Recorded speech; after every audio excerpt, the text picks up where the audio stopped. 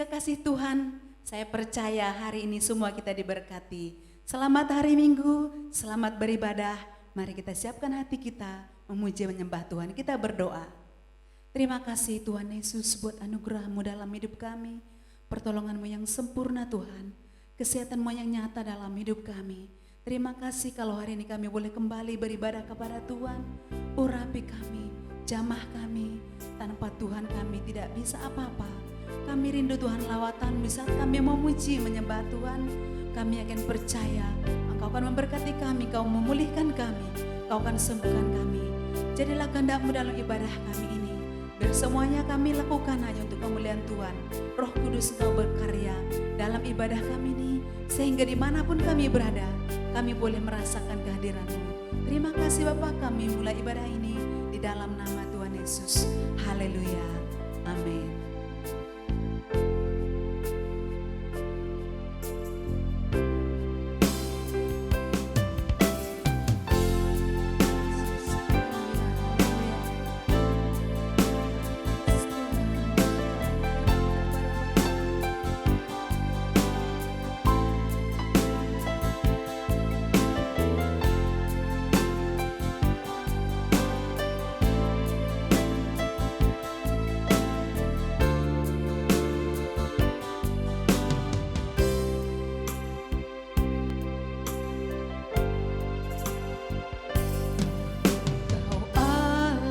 Yang setia,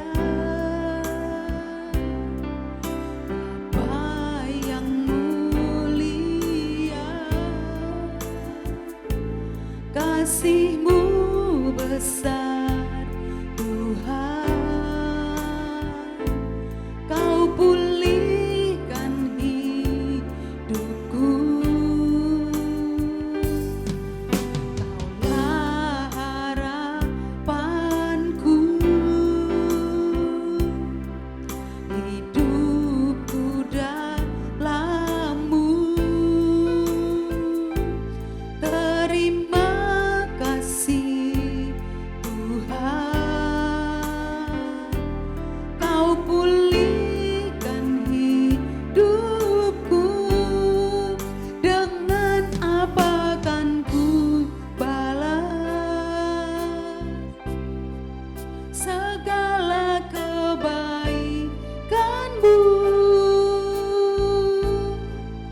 Segenap hatiku menyembah-Mu Yesus,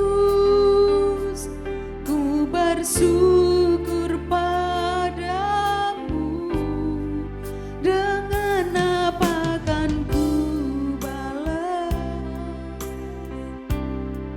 segala kebaikan-Mu.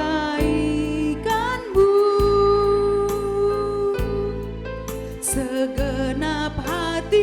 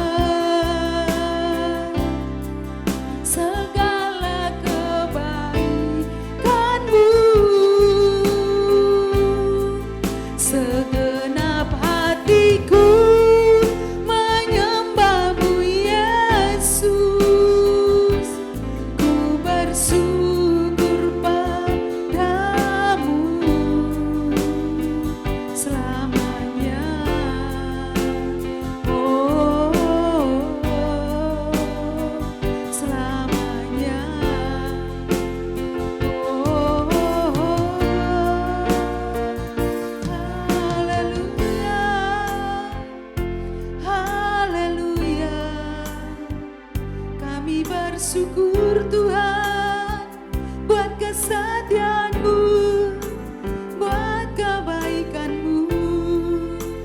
Terima kasih Yesus, terima kasih Tuhan. Kami memuji-Mu, kami menyembah-Mu, Yesus, Yesus. Kaulah segalanya, Kau keselamatan kami, Kau kemenangan kami.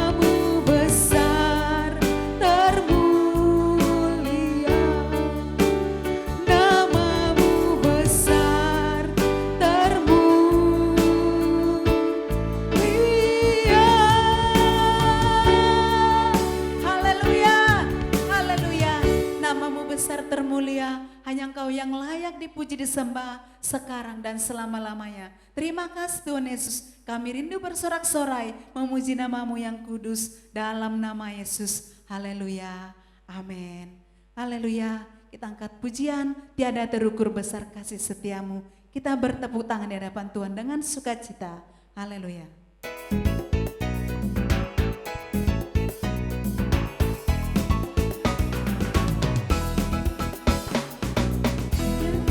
Terukur besar kasih setiamu Tuhan. Panjang dan lebarnya melebihi lautan. Jauh tinggi mengatasi langit. Dalamnya tak dapat kusalami. Kasih setiamu besar selamanya. Kasih setiamu besar selamanya. Hatiku bersyukur, jiwaku memuji, mulutku pun bersorak memuji Engkau. Yesus, ajaib perbuatan-Mu, besar anugerah-Mu, takkan berhenti ku memuji nama-Mu. Tiada terukur besar kasih setia-Mu Tuhan. Panjang dan lebarnya melebihi lautan. Jauh tinggi mengatasi langit. Dalamnya tak dapat kusalami. Kasih setiamu besar selamanya. Kasih setiamu besar selamanya. Hatiku bersyukur, jiwaku memuji, mulutku pun bersorak memuji Engkau.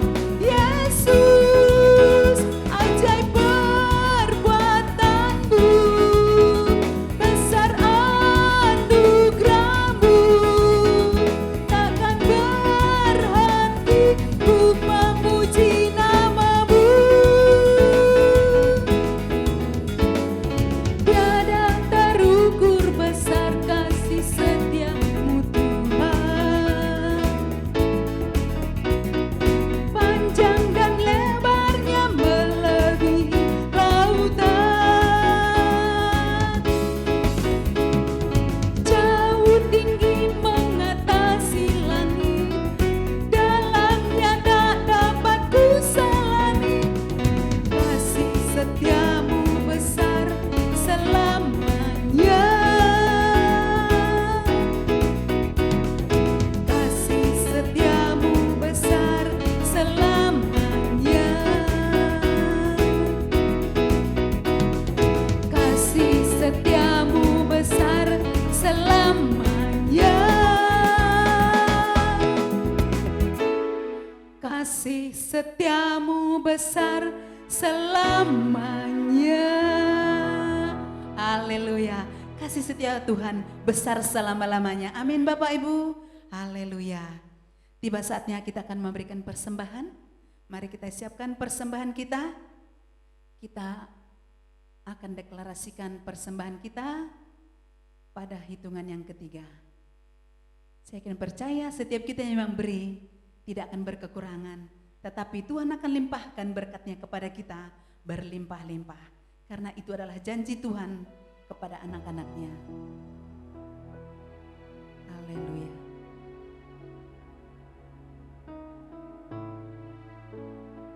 Terima kasih Tuhan Yesus. Mari kita mendeklarasikan persembahan kita pada hitungan yang ketiga. 1, 2, 3. Pada saat kami membawa persembahan, kami percaya pintu surga terbuka dan berkat Tuhan dicurahkan. Saya menerima bisnis, pekerjaan, sekolah, dan kuliah yang lebih baik. Keuntungan, bonus dan aset dilipat gandakan. Semua transaksi dibuat berhasil.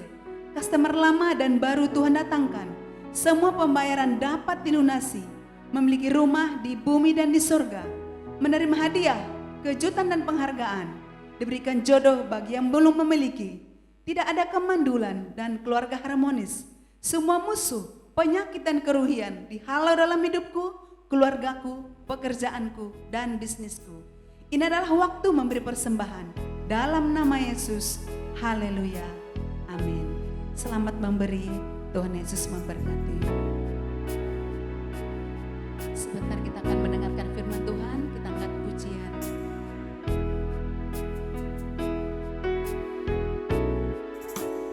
Hanya dekat kepadamu, aku rasakan tenang. Hanya dalam hadirat-Mu ku rasakan damai-Mu. Padamu ku berserah, Yesus sumber harapanku. Ku percaya padamu, penyelamatku.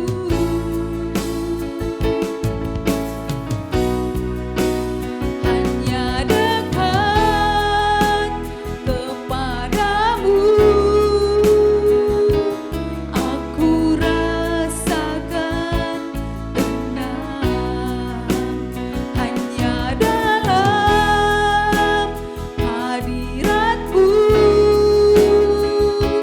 ku rasakan damai-Mu. Padamu ku berserah, Yesus sumber harapanku. Ku percaya padamu, penyelamatku.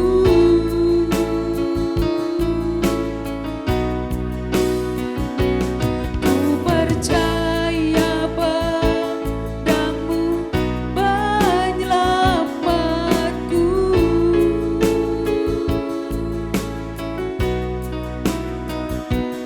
Ku percaya padamu, penyelamatku.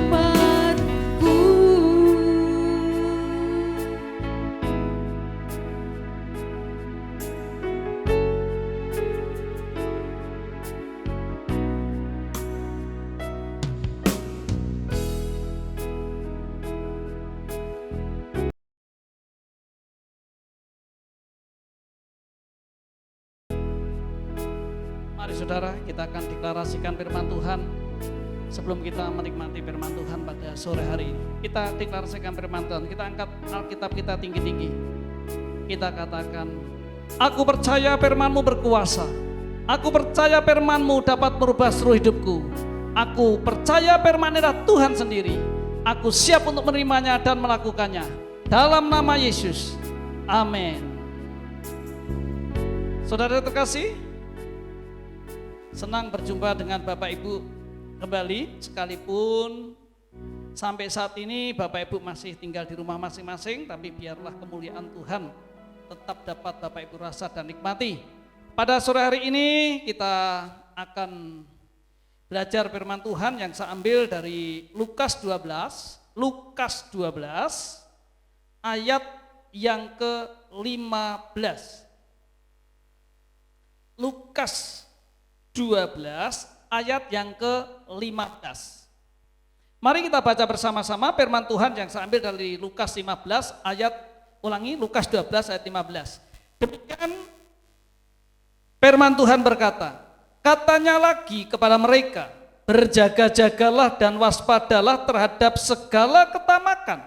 Sebab walaupun orang berlimpah-limpah hartanya, hidupnya tidaklah tergantung daripada kekayaannya itu. Saya ulangi sekali lagi, Lukas 12:15, demikian firman Tuhan berkata, katanya lagi kepada mereka, berjaga-jagalah dan waspadalah terhadap segala ketamakan. Sebab walaupun seorang berlimpah-limpah hartanya, hidupnya tidak tergantung daripada apa saudara? Kekayaannya itu.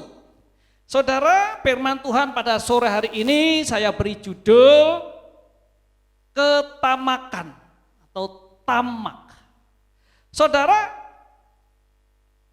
mungkin saudara masih ingat atau kemarin mendengar saya sakit ya, terpapar virus COVID, saya dirawat 9 hari di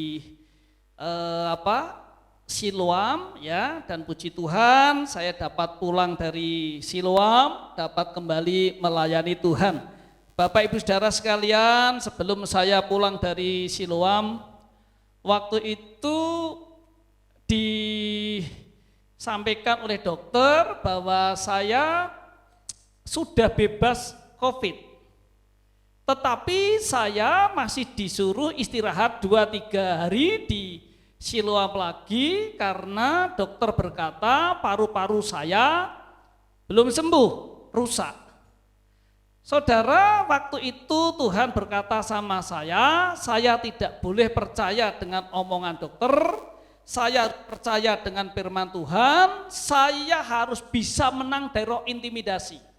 Tuhan berkata sama saya begini, loh kok sekarang kamu jadi percaya sama dokter daripada sama saya? Bukankah kamu minta sembuh? Bukankah waktu kamu datang ke sini persoalannya COVID? Sekarang kamu telah aku bebaskan dan lihat tidak ada yang seperti engkau. Karena dokter berkata, tidak ada dari IGD itu pulang bebas COVID. IGD cuma untuk merawat sementara waktu, setelah itu saya akan diisolasi di rumah sakit lain, dikirimkan ke Kerawang, ke Bogor maupun kemana saja rumah sakit yang kosong saudara. Tetapi hari itu saya sudah disembuhkan Tuhan, saya nggak kena COVID dan saya mau minta pulang. Tetapi rekam medis saya masih menunjukkan katanya saya belum layak pulang karena paru-paru saya masih perlu pengobatan. Akhirnya saya ngomong sama dokter begini, waktu saya dapat Tuhan, bahwa kok kamu takut? Itu kan belum terjadi. Kenapa imanmu sekarang mulai goyah cuma gara-gara nasihat dokter? Saya mulai sadar, saya dikuasai roh intimidasi. Lalu saya ngomong sama dokter gini, dokter, ada 3 hal yang perlu dokter ketahui. Yang pertama tubuhku kemarin sakit dan sekarang dokter tak obati. Aku tak bebas COVID, aku terima kasih. Yang kedua jiwa, manusia itu dari jiwa. Jiwaku di sini rusak karena aku mendengarkan keluhan orang sakit, kiri saya COVID, depan saya COVID, kanan kiri semuanya COVID, semuanya mengeluh dan semua penyakit saya mendengarkannya. Sehingga jiwaku jadi rusak. Saudara, saya berkata sama dokter, dan aku tahu engkau tidak bisa mengobati jiwaku karena engkau adalah dokter umum, bukan dokter jiwa. Engkau dokter paru-paru. Lalu yang ketiga, dokter yang membedakan saya dengan dokter-dokter yang lain. Roh merupakan media seseorang berkomunikasi dengan Tuhan yang akhirnya melahirkan iman. Itulah yang membedakan saya dengan orang lain dan saya dengan dokter. Saya punya iman, Tuhan menyembuhkan saya dan Tuhan tidak main-main, saya sembuh. Akhirnya saya diizinkan pulang saudara. Saudara tahu pada waktu saya pulang berarti hitung-hitungan harga, hitung-hitungan biaya saudara, saya kaget juga saudara. Singkat cerita saya pulang habis 75 juta. Sedih rasanya hati saya. Ya, istri saya menghibur. Tidak usah sedih, yang penting pulang sehat. Tidak apa-apa, harta bisa dicari. Pada waktu saya sedih tuh, saudara, Tuhan menyatakan firman ini kepada saya. Berjaga-jagalah dan waspada terhadap segala ketamakan. Tamak itu yang pertama, saudara, adalah sifat tidak pernah puas. Atau sifat yang selalu kurang. Kalau nanti saudara baca terus ayat selanjutnya, itu diceritakan seorang yang disebut orang yang bodoh. Kenapa? Oh, dia sudah kaya, pengen merombak lumbungnya, karena lumbungnya nggak muat, dia perbesar.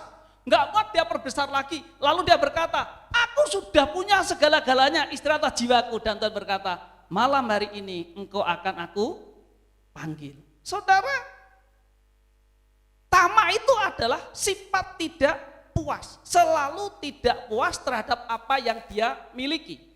Coba kita buka di dalam Pengkhotbah 5 ayat 10. Kita lihat. Ya, jadi tamak pengertian yang pertama itu adalah tidak puas terhadap apa yang kita miliki. Di dalam Pengkhotbah 5 ayat yang ke-10 berkata, saudara, siapa mencintai uang tidak akan puas dengan uang, dan siapa mencintai kekayaannya atau hartanya tidak akan puas dengan penghasilannya. Saudara, jika engkau cinta uang, maka engkau selalu akan haus dengan uang. Engkau tidak pernah puas dengan uang. Jika engkau cinta hartamu, engkau cinta kekayaan, kata Alkitab, engkau tidak pernah puas terhadap penghasilanmu. Berapapun yang dihasilkan suamimu selalu kurang. Dan engkau selalu tidak puas. Sudah punya ini masih kurang, ini dan seterusnya. Engkau tidak puas terhadap apa yang engkau miliki. Saudara, orang yang tidak puas terhadap yang dimiliki itu disebut apa, saudara? Orang yang tamak. Yang kedua, tamak itu dapat diartikan apa, saudara? Orang yang mengutamakan harta lebih dari yang lain atau lebih dari Tuhan. Di dalam Matius 6 ayat 33 dikatakan, carilah dulu kerajaan Allah dan kebenarannya, maka semuanya akan ditambahkan. Jadi Alkitab mengajarkan kita mengutamakan Tuhan daripada harta, kekayaan, apapun juga. Orang yang tamak ada orang yang mengutamakan harta, uang lebih dari yang lainnya. Ngejar harta kekayaan lebih dari ngejar yang lainnya. Itu dikatakan orang yang apa, saudara? Tamak. Saudara, pengertian yang ketiga dari tamak adalah kikir, saudara. Orang yang kikir. Orang kikir itu orang pelit. Kita buka di dalam 1 Korintus 6 ayat yang ke-10. Demikian firman Tuhan dalam 1 Korintus 6 ayat 10 berkata, pencuri, orang kikir, pemabuk, pemfitnah, penipu akan bagian dalam kerajaan surga. Alkitab mengatakan ternyata orang kikir itu disamakan dengan kelompok pencuri, pemfitnah, pemabuk, dan merupakan kelompok yang tidak akan mendapatkan bagian di surga. Jadi orang yang tamak, saudara, tidak akan mendapatkan bagian dalam kerajaan surga. Kalau saudara ingat cerita tentang Musa, itu ada tempat namanya Tat-Awa, di mana pada waktu itu masyarakat Mesir minta kepada Tuhan daging. Itu di dalam Tawarikh 11 nggak salah, saudara. Lalu dikasih daging, saudara. Tetapi karena masyarakat Mesir, orang Israel itu orangnya tamak, serakah, maka Tuhan marah dan dibunuh semua generasi itu. Kenapa?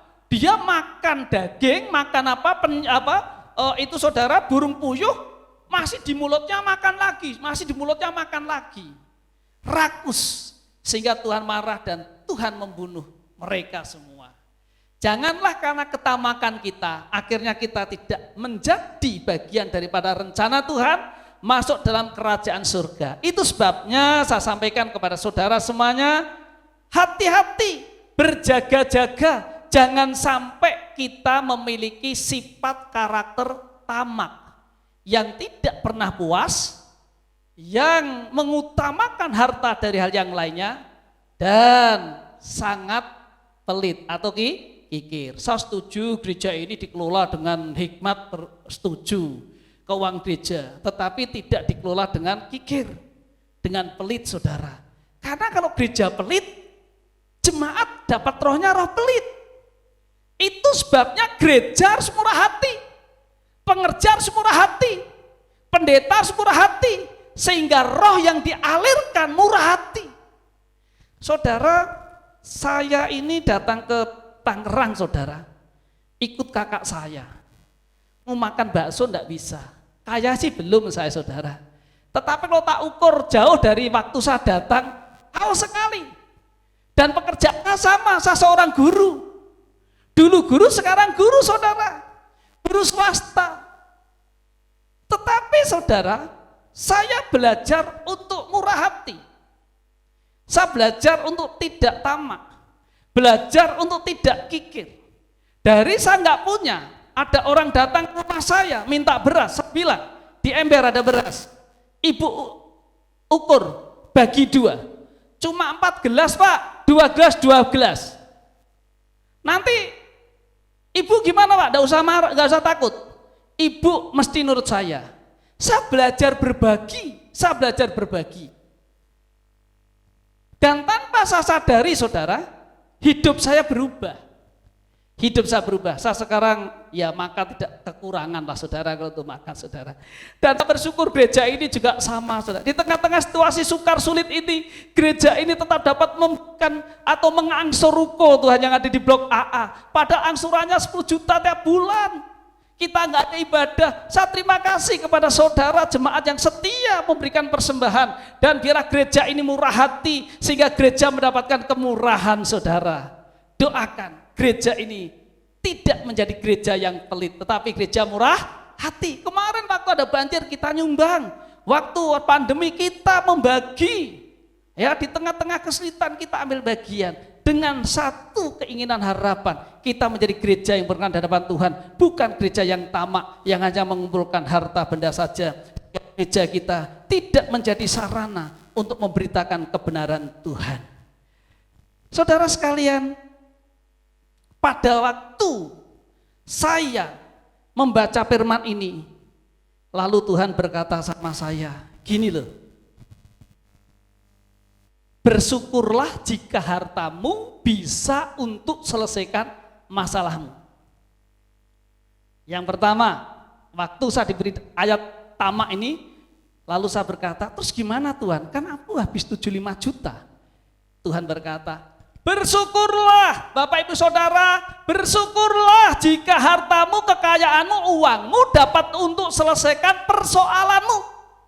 Sebab tidak semua harta kekayaan dapat digunakan untuk selesaikan masalahmu. Orang kaya hidupnya tidak tergantung dari kekayaannya.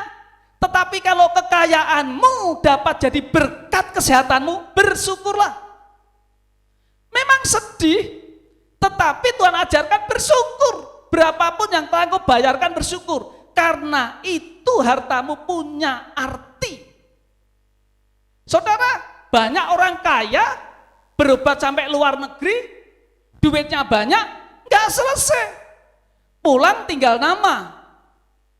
Hartanya tidak bisa menyelamatkan. Tetapi kalau hartamu bisa menyelesaikan masalahmu, bersyukurlah. Saya bilang sama istriku, mah, udahlah kita nggak usah sedih. Kita bersyukur. Harta kita bisa untuk menyelesaikan persoalan kita, persoalan saya, sakit saya. Kita bersyukur. Saya ingat waktu kecil, orang-orang di kampung, saudara, kalau mengobatin keluarganya pun, mereka sampai, ya puntang-panting, ngadiin rumah dan sebagainya. Dan saya bersyukur tidak sampai ngadiin rumah. Kita bersyukur harta kita dapat untuk selesaikan masalah, saudara. Sebab kalau saudara baca, Raja Daud pernah mengumpulkan harta banyak, tetapi waktu digunakan untuk membangun mezbah Tuhan, membangun saudara, tempat ibadah bait Allah, Tuhan nggak mau. Tuhan menolak dan Tuhan berkata, bukan engkau yang akan membangun ini, tetapi anakmu Salomo yang akan membangun. Saudara, kalau saudara punya hartamu, saudara persembahkan di gereja Permata, lalu saya ngomong, saya nggak mau, bukan persembahanmu yang aku mau, tetapi persembahan anakmu atau persembahan orang lain. Kecewa tidak? Ada saatnya harta kita itu tidak ada gunanya. Maka saudara, kalau hartamu masih ada gunanya, gunakan dengan baik. Pada waktu engkau bisa mempersembahkan untuk gereja dan engkau bisa ambil bagian, lakukan. Itu artinya hartamu bisa selesaikan masalah gereja. Ada orang-orang yang membutuhkan bantuan kemarin kebanjiran, berikan. Itu artinya harta saudara bisa untuk selesaikan masalah di masyarakat. Bersyukurlah hartamu dapat kamu gunakan selesaikan persoalan. Yang kedua saudara, Tuhan ngomong begini saudara, jangan sedih. Bukankah engkau itu pengelola? Maka jadikan pengelola yang baik. Maka saya ngomong, iya Tuhan, aku cuma pengelola. Tuhan mau ambil kapanpun bisa saudara. Tuhan mau memberkati 1 hari kaya bisa, Tuhan mau menjadikan miskin 1 jam juga bisa. Itu sebabnya jadilah pengelola yang baik. Pengelola yang baik ada pengelola yang selalu memiliki hati hamba, yang selalu bisa nuruti apa maunya Tuhan. Jika engkau dipercayakan harta, aset oleh Tuhan, saudara, kelola dengan baik. Jangan engkau miliki, tapi ingat itu miliknya Tuhan. Itu sebabnya kembali kita mengajarkan pengelola yang baik, ada pengelola yang itu SOP kerajaan Allah. Apa yang jadi miliknya Tuhan, saudara berikan kepada Tuhan. Yang jadi milik saudara, saudara menikmati. Yang harus saudara tabur, saudara tabur. Pengelola yang baik tidak akan stres waktu hartanya harus lepas. Begitu saya mendengar begitu, 75 juta ini saudara mau tak gunakan untuk membuat kamar di atas. Yang belakang tuh mau tak tingkat karena saya punya anak perempuan. Kamarnya tuh sempit saudara, waktu tak bikinkan dia berkata, "Papi, mosok kamarku kayak kamar pembantu." Itu dulu. Lalu saya bergumul terus, lalu saya bilang sama istri saya, aku kepingin bikin 1 kamar di atas agar nanti Christine sebelum menikah, sebelum keluar dari rumah ini, dia bisa mendapatkan kamar yang layak, kamar yang baik. Tetapi rencana saya bangun Januari saya sakit dan Tuhan izinkan itu terjadi. Sehingga uang yang telah saya siapkan untuk membangun rumah saya lepas saudara. Dan saya tahu saya hanya pengelola. Saya harus ikhlas melepaskan itu. Sekalipun saya belum bisa membangun rumah saya percaya suatu ketika Tuhan akan percayakan lagi aset yang lebih besar lagi. Jika saudara taat kepada Tuhan, saudara ikuti arahan Tuhan, saudara tidak tamak, percayalah Tuhan akan percayakan banyak hal kepada keluarga saudara, hidup saudara. Apapun kondisimu saat ini, percayalah janji Tuhan ya dan amin saudara. Oleh sebab itu mari saudara, tidak usah kita bersedih, tidak usah meratapi apa yang telah terlepas, apa yang telah hilang. Tuhan sanggup mengganti. Mari kita akan persiapkan hati kita masuk perjamuan kudus pada sore hari ini. Kita akan katakan, sucikan dan kuduskan hati kami, biarlah kita disucikan oleh Tuhan dan dilayakkan oleh Tuhan untuk masuk perjamuan kudus. Perjamuan kudus ada perjamuan, sakramen yang Tuhan perintahkan sendiri.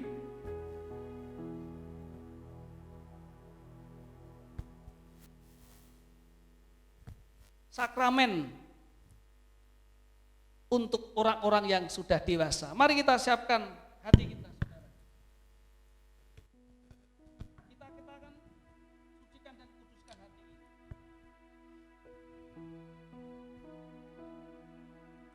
Sucikan dan kuduskan hati ini untuk layak menghadap hadirat-Mu. Tubuh jiwa rohku ku serahkan padamu, ku menyembah-Mu. Tinggikan nama-Mu ya Tuhan. Tinggikan nama-Mu ya Tuhan. Mulialah nama-Mu ya Tuhan. Tiada lain seperti Engkau ya Allahku, besar kuasa-Mu,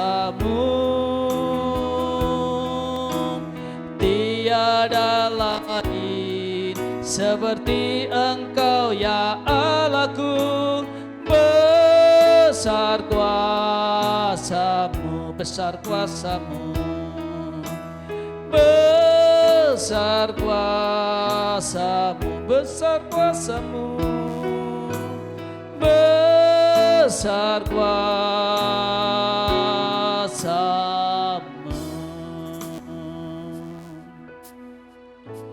Sebab apa yang telah kuteruskan kepadamu telah aku terima dari Tuhan Yesus Kristus. Malam pada waktu ia mau diserahkan, ia mengambil roti. Mari kita angkat roti kita tinggi-tinggi. Ia memecah-mecahkannya dan berkata, inilah tubuhku yang diserahkan bagi kamu. Perbuatlah ini menjadi peringatan akan aku. Saudara yang terkasih, bukankah roti yang kita pecah-pecahkan ini adalah persekutuan kita dengan tubuh Kristus? Mari kita makan dengan iman dalam nama Yesus. Terima kasih Tuhan.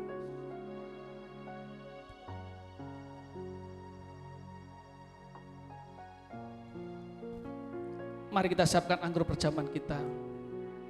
Demikian pula ia mengambil cawan anggur pengucapan syukur dan berkata, anggur cawan pengucapan syukur ini adalah perjanjian baru yang dimeteraikan oleh darahku.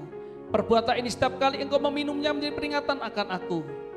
Kekasih-kekasih Kristus, bukankah anggur cawan pengucapan syukur yang atasnya kita ucapkan syukur ada persekutuan kita dengan darah Kristus?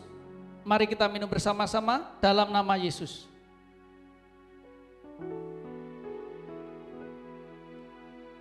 Haleluya Yesus. Haleluya. Terima kasih Tuhan, terima kasih. Engkau baik ya Tuhan. Haleluya. Terima kasih Yesusku. Terima kasih Yesusku. Puji syukur hanya bagi Tuhanku. Terima kasih Yesusku. Terima kasih Yesusku. Puji syukur hanya bagi Tuhanku. Terima kasih Tuhan Yesus. Terima kasih Yesusku. Terima kasih Yesusku. Puji syukur hanya bagi Tuhanku. Terima kasih Yesusku. Terima kasih Yesusku. Puji syukur hanya bagi Tuhanku. Puji syukur. Puji syukur hanya bagi Tuhanku. Puji syukur. Puji syukur hanya bagi Tuhanku. Haleluya. Haleluya.